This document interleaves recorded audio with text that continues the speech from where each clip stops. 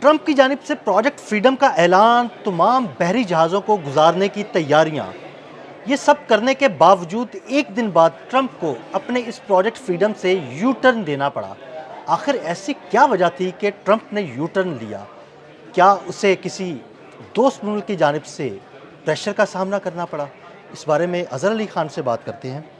اظہر بھائی، ایک خبر سامنے آئی ہے کہ جب ٹرمپ نے اعلان کیا تھا جی پروجیکٹ فریڈم شروع کر رہے ہیں، بحری جہازوں کو گزارا جائے گا آبِ حرمت سے، لیکن ایک دن بعد ہی اس نے یو ٹرن لے لیا۔ اس سے کس دوست ملک کی جانب سے دباؤ کا سامنا تھا؟ عدیل بھائی، ڈونلڈ ٹرمپ نے ایک بہت بڑی غلطی کی۔ انہوں نے پروجیکٹ فریڈم شروع کیا اور کہا کہ ہم جہازوں کو گزاریں گے، اپنی حفاظت میں گزاریں گے۔ اس پورے اعلان کو کرنے سے پہلے انہوں نے کسی ایک انسان سے مشورہ نہیں کیا، یعنی اپنی فوجی قیادت سے بھی مشورہ نہیں کیا، خود سوچا اور ایک کا دکا اپنے دوستوں سے مشورہ کیا اور وہ شروع ہو گئے۔ پورے اتحادی جو یہاں بیٹھے ہیں مشرق وسطیٰ میں، کوئی اس کے بارے میں باخبر نہیں تھا۔ عمان نہیں تھا، سعودی عرب نہیں تھا، اور سعودی عرب نے تو اس کو بہت ہی دل پہ لے لیا۔ اور سعودی عرب نے کہا، محمد بن سلمان جو ان کے کراؤن پرنس ہیں، انہوں نے کہا کہ آپ کیسے کر سکتے ہیں یہ کام، آپ ہمیں بتائے بغیر، اور ہم آپ کو اپنی زمین نہیں دیں گے۔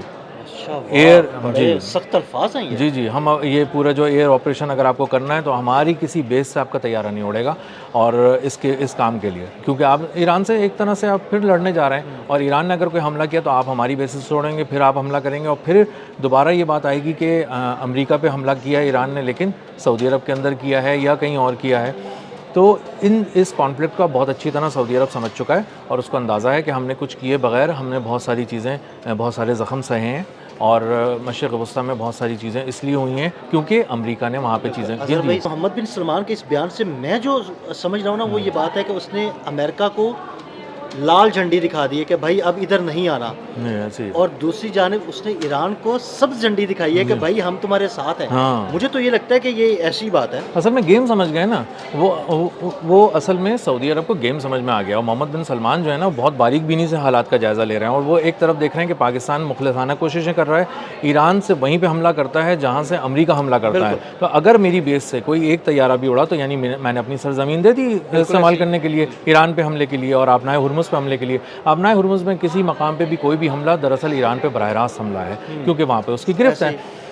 محمد بن سلمان نے دو ٹوک الفاظ میں کہا، اور کہا فون پہ بھی کہا۔ ڈونلڈ ٹرمپ نے پھر فون کیا، جب انہوں نے اجازت نہیں دی تو ڈونلڈ ٹرمپ نے محمد بن سلمان کو، شہزادہ محمد بن سلمان کو فون کیا اور کہا کہ آپ اس میں ہمارے ساتھ ہو جائیں اور اس میں شرکت کریں، اور آپ ہمیں کیوں نہیں اڑانے دے رہے اپنی۔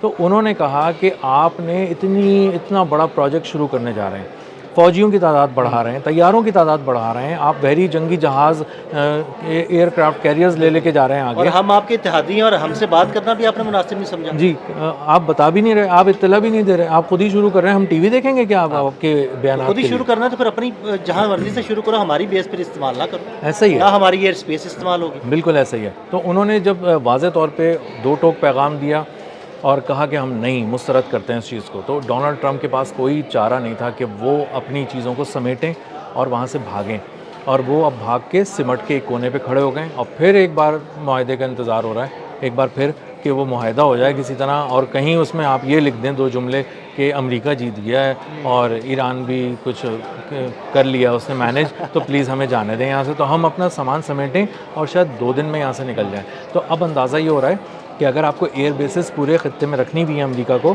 تو یہ آئندہ ہمیشہ انشور کرنا پڑے گا کہ آپ کسی کی زمین کسی کے خلاف استعمال نہیں ہونے دیں گے۔ اب کوئی بھی اٹھ کر یہ بات براہ راست آنکھوں میں آنکھیں ڈال کر اس خلیجی ریاست سے بھی کر سکے گا، ڈونلڈ ٹرمپ سے بھی کر سکے گا، اور کہہ سکے گا کہ آئندہ ہمارے پاس اگر حملہ کیا تو پھر ہم اسی پہ حملہ کریں گے۔ تو یہ سارے خلیجی ممالک مفت میں پٹنے کے لیے تو نہیں ہے نا، وہ یہی سوچتے ہیں۔ تو پھر وہ بھی اب آہستہ آہستہ یہ جو جھنڈی محمد بن سلمان نے دکھائی ہے نا، سرخ جھنڈی، یہی اب خلیجی ریاستیں بھی کچھ عرصہ لگے گا ڈونلڈ ٹرمپ کو سمجھ گئی ہیں اور دکھائیں گی۔ عمان، کویت، عراق، یہ ساری خلیجی ریاستیں جو ہے نا اب اس کو سرخ جھنڈی دکھائیں گے۔ جی بالکل ایسے ہی ہے، اور ان کی مدد کے بغیر آپ کوئی بڑا آپریشن یہاں لانچ ہی نہیں کر سکتے، کیونکہ مقامی سپورٹ چاہیے، اور اور جیو پولیٹیکل اس کے لیے بھی امپورٹنٹ ہے، اسٹریٹجک اہمیت کے حامل بھی ہیں. آپ کو اگر اپنی بحریہ کو سپورٹ دینی ہے تو بھی ان کے ساحل قریب ہیں، ان کی بندرگاہیں ہیں، اور اگر آپ کو ایئر سپورٹ دینی ہے تو ان کی زمین سے آپ طیارے اڑا سکتے ہیں. تو آپ بنیادی طور پہ امریکہ ان کی مدد کے بغیر ایران کے خلاف کچھ نہیں کر سکتا. اور یہی وجہ ہے کہ جب سعودی عرب کی پرنس سلطان ایئر بیس نہیں ملی، انہیں اندازہ ہوا کہ یہاں سے نہیں اڑ سکتے، تو انہوں نے اس چیز کو لپیٹ لیا اس سے پہلے کہ ان کا کوئی بہت بڑا بحری نقصان آبنائے ہرمز کے قریب ہو جاتا. اچھا اظہر بھائی، اس ساری صورتحال کے درمیان یو اے ای اور اردن، یہ دو ملک ایسے ہیں جہاں پر امریکی طیاروں کی غیر معمولی پروازیں بھی دیکھی گئی ہیں. تو یہ جو غیر معمولی پروازیں ہیں امریکی طیاروں کی، کیا کوئی دوبارہ سے کوئی آپریشن کی تیاری کی جا رہی ہے؟ یہ عدیل بھائی ملٹری بلڈ اپ کی جا رہی ہے. مشرق وسطیٰ کے اندر انہیں یہ تھا کہ اگر ہمیں ایران پہ حملہ کرنا ہے تو وہ مختصر ہوگا، فیصلہ کن ہوگا، بڑا حملہ ہوگا، اور ہم کچھ گھنٹوں کے اندر نا کوئی کئی ہفتوں کا ایک سین دکھانا چاہتے ہیں.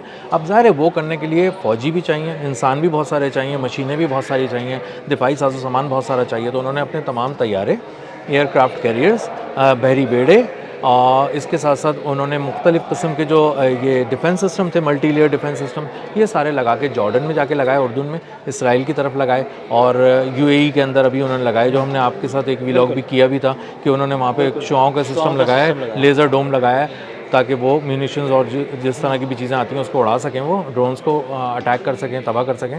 تو یہ یہاں پہ ملٹری بلڈ اپ کر رہے ہیں، اور اس لیے کر رہے ہیں کہ ان کو اگر معاہدہ ناکام ہوتا ہے تو ان کو کچھ ایک تھوڑی سی ایک شو ریل کے طور پہ کچھ چیزیں دکھانی پڑیں گی کہ اگر معاہدہ نہیں ہوتا تو ایک دفعہ ایک بڑا حملہ کیا جائے اور دوبارہ ان کو جو ہے نا معاہدے کی ٹیبل پر لایا جائے اور اپنی باتیں منوائی جائے. جی، دباؤ ڈالنے کے لیے یہ سب کیا جائے. لیکن اصل میں جب انہوں نے اس کو بھی پلان کیا تو ان کو اندازہ ہو رہا ہے کہ ہم بہت بڑا حملہ ابھی نہیں کر سکتے، کیونکہ ایران بہت سے کئی ایک محاذوں پہ تیار کھڑا ہوا ہے، اور وہ نئے سرپرائزز کے ساتھ تیار کھڑا ہوا ہے. اور اگر ہم نے کچھ کیا تو ہمیں کچھ نئی لوکیشنز، کچھ نئے مقامات پہ ایران بہت بڑے بڑے سرپرائز دے گا. اچھا مسئلہ یہ ہے کہ یہ صرف امریکہ کو سرپرائز تو ملے گا، اس کے تمام اتحادیوں کو سرپرائز ملے گا، کیونکہ ان کی زمین استعمال ہوگی.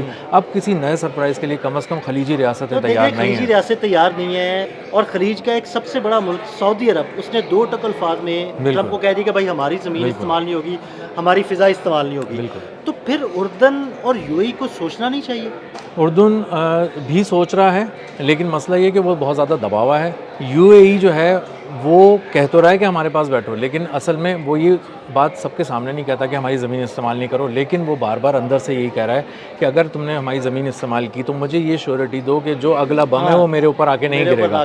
اب اگر ایران نے جو ہے نا وہ جوابی اٹیک کیا تو ہم کیسے بچیں گے؟ ان کی انویسٹمنٹ وہاں سے جا رہی ہے، ان کے لوگ وہاں پریشان ہیں. یو اے ای، دبئی آپ دیکھ لیں کتنی انویسٹمنٹ تھی، لیکن وہاں سے سارا انویسٹر جو ہے نا وہ یورپ کی طرف نکلنا شروع ہو گیا. بھائی ایک سارے کانٹینٹ کریٹرز بھی وہاں سے چلے گئے ہیں جو کانٹینٹ بنا رہے تھے بنیادی طور پہ، اور وہ یہ دکھا رہے تھے کہ ایک لیپ ٹاپ ہم نے دبئی کے مال میں چھوڑ دیا، 8 گھنٹے تک رکھا رہا اور اس کو کسی نے نہیں چرایا. محفوظ ترین مقام ہے. لندن میں بھی شاید کوئی قتل ہو سکتا ہے، امریکہ میں بھی کوئی قتل ہو سکتا ہے، دبئی میں کوئی قتل نہیں ہو سکتا، آپ کی زندگی محفوظ ہے.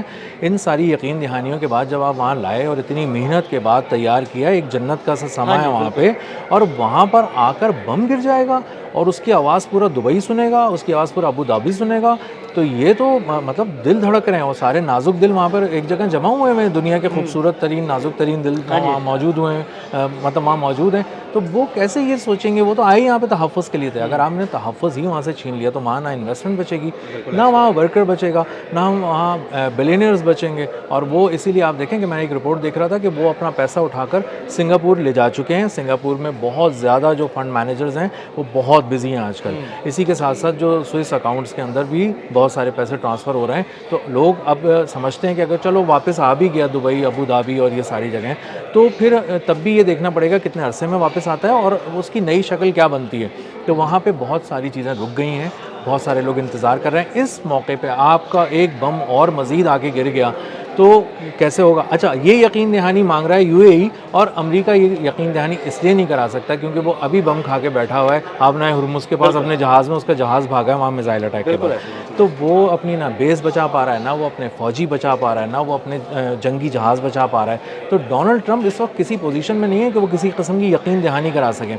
وہ اس وقت اپنی عزت بچا رہے ہیں، اور اپنا جو ایک تاج انہوں نے پہنا تھا سپر پاور کا امریکہ نے، اس کو بچانے کی کوشش کر رہے ہیں، کیونکہ اب ہر کوئی اٹھ کے چلتا پھرتا آتا ہے اور ان سے کسی بھی زبان میں بات کر کے اسپین والے چلے جاتے ہیں، اٹلی والے چلے جاتے ہیں، اور ان کو کسی بات کی پرواہ نہیں کہ ڈونلڈ ٹرمپ ان کا کیا بگاڑ لیں گے. تو جب اسپین سے اتنی سخت آواز آ رہی ہے، جرمنی والے نے بھی پہلے وہ کر لیے تھے، سینگ لڑا لیے تھے ان سے، تو بنیادی طور پہ ڈونلڈ ٹرمپ ہل چکے ہیں. اور یہ جو ان کا نیا پروجیکٹ فریڈم تھا، اس کو بہت برا دھچکا لگا ہے. محمد بن سلمان کہہ چکے ہیں کہ میں زمین نہیں دوں گا. سعودی عرب نے تو مکمل طور پہ ان کو ایک طرح سے ڈس اون کر دیا امریکہ کو. اور یہ ایک صرف زمین دینے کی بات نہیں ہے، یہ مجموعی طور پہ بھی اگر اس پکچر کو دیکھا جائے تو اندازہ ہوتا ہے کہ محمد بن سلمان نے بڑا پیغام دیا ڈونلڈ ٹرمپ کو، آئندہ کے لیے بھی دیا ہے. اور اب جس کو ایک پروجیکٹ کے لیے ایک زمین نہیں ملی تھی، وہ ایک مجموعی پروجیکٹ کے لیے بھی شاید فون کال کر کے اپنے الفاظ ضائع نہیں کرے گا. بہت شکریہ اظہر بھائی. اظہر بھائی نے بڑی تفصیل کے ساتھ اس سارے معاملے پر روشنی ڈالی، اور میں تو یہ کہوں گا کہ محمد بن سلمان نے ٹرمپ کو شٹ اپ کال دے دی. عدیل احمد اور اظہر علی خان کو اجازت دیجیے گا. اللہ حافظ.